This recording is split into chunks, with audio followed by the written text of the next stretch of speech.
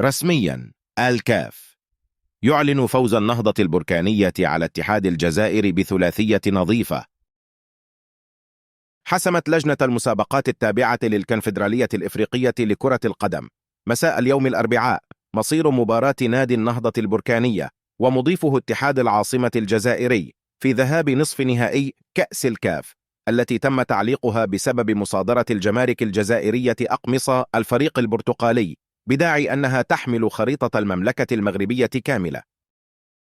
وأصدر الكاف قراره الذي يؤكد من خلاله خسارة الفريق الجزائري المباراة بنتيجة 3-0 بعد رفضه خوض المباراة مع نهضة أبركان بالأقمصة الرسمية لممثل كرة القدم المغربية في هذه المسابقة. وأوضح القرار نفسه أن القضية ستتم إحالتها على اللجنة التأديبية لفرض عقوبات على الفريق الجزائري، معتبرة أن نادي اتحاد العاصمة الجزائري رفض مواجهة نهضة بركان الذي كان حاضرا في الملعب رغم كل المضايقات التي تعرض لها.